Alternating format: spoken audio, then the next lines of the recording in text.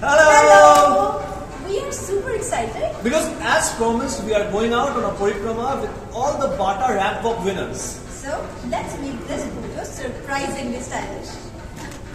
ওকে, তো যেমন তোমরা শুনলে আমাকে ইনভাইট করা হয়েছিল ফর দ্য ইভেন্ট পুজো পরিক্রমা উইথ বাটা, কারণ সবার ওয়াক র্যাম্প ওয়াক। ভিডিওটা কিন্তু 2023 সালের দুর্গাপুজোর। আর বাটা থেকে পুজোর শপিং করতেই আমি পেয়ে গেলাম দুর্দান্ত একটা সুযোগ। ইনভিটেশনের টাইমিং অনুযায়ী সকাল 8টার মধ্যে আমরা পৌঁছে গেলাম এই 5 স্টার হোটেলে। তারপর গিয়েই আমাদেরকে বলা হলো ঝটপট করে আপনারা সবাই ব্রেকফাস্ট কমপ্লিট করে নিন, কারণ আজকে আমরা আপনাদের নিয়ে বেরোবো পুজো পরিক্রমায়, তাও কলকাতার সেরা 4টে ঠাকুর দেখাতে। তাই ইনস্ট্রাকশন অনুযায়ী তাড়াতাড়ি আমরা সবাই মিলে ব্রেকফাস্ট করে নিলাম। হোটেলের নামটা আমি এই মুহূর্তে বলছি না, তার বিশেষ একটা কারণ আছে।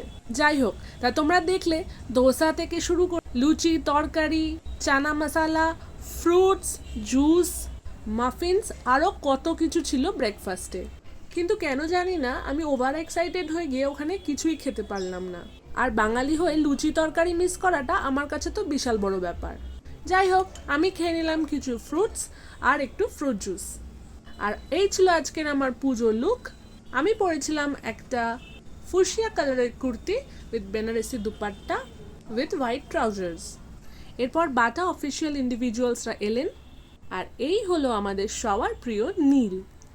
সেও কিন্তু একদম ঘড়ি ধরে টাইম মতন এসে পৌঁছে গেছিলো আমাদের সাথে বেরোবে বলে, আর বাটার জুতো পরে রেডি হয়ে যাচ্ছিল। আর তাকে রেডি হতে দেখেই আমি এই অপরচুনিটি তো একদমই মিস করতে পারলাম না। আমি একবার বললাম চলো র্যাম্প ওয়াক করে নিই, আর সে এতটাই মিষ্টিভাবে রাজি হয়ে গেল যে এই অভিজ্ঞতাটা আমি শেয়ার না করে পারলাম না। তারপর আমরা নিচে চলে গেলাম গ্রাউন্ড ফ্লোরে। এইখানে তারা বাটার জন্য কিছু প্রমোশনাল ক্লিপিংস রেকর্ড করে নিল, আর তারপরেই আমরা সবাই মিলে কিছু ফটো সেলফিস তুলে নিলাম। আমাদেরকে নিয়েও কিছু শটস নেওয়া হলো, যেখানে আমরা বাটার শুজ পরে কিভাবে ওয়াক করছিলাম সেটা দেখার জন্য, আর বেরিয়ে পড়লাম সবাই মিলে। Hello! We are super excited Because as promised, we are going out on a Parikrama with all the Bata rap walk winners. so let's make this Pujo surprisingly stylish. তুমি লাস্টে এন্ড করো লেটস গো দিয়ে। Let's go! আচ্ছা, আর একটা জিনিস আর একটা take দেবো।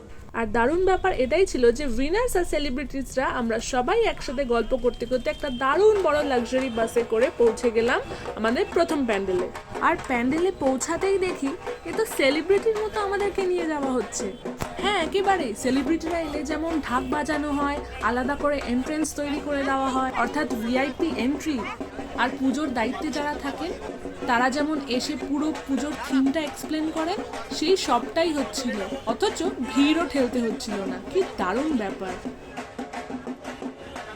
তো প্রথমে আইরি টোলার ঠাকুরটা দেখে নিয়ে আমরা সবাই এখানে বাইরে দাঁড়িয়ে পোজ দিচ্ছিলাম উইথ আওয়ার বাটা কালেকশনস। আর ভিতরে ঠাকুরটাও তোমাদের দেখিয়ে দিই, এত অসাধারণ হয়েছে যেমন প্রত্যেকটা প্যান্ডেল হয়।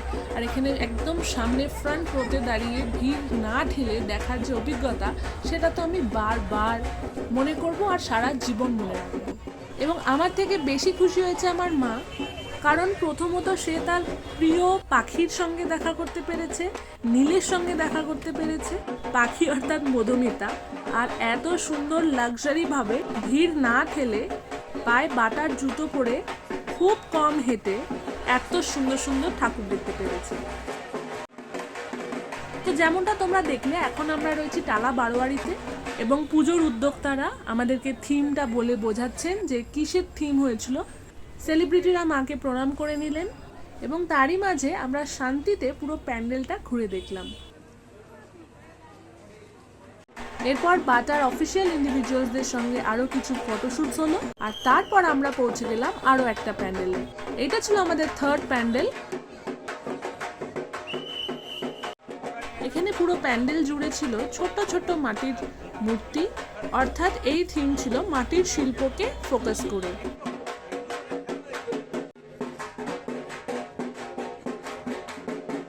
মধুমিতার হাতে যে গিফটটি দেখতে পাচ্ছেন, এটি দেওয়া হয়েছিল পুজো কমিটি থেকে, এবং এই থিমকে মাথায় রেখে। এরপর হলো কিছু ধুনুচি নাচ। এই নাচে আমরাও পার্টিসিপেট করেছিলাম, কিন্তু ভিডিওটা কিন্তু এখন আমার কাছে নেই।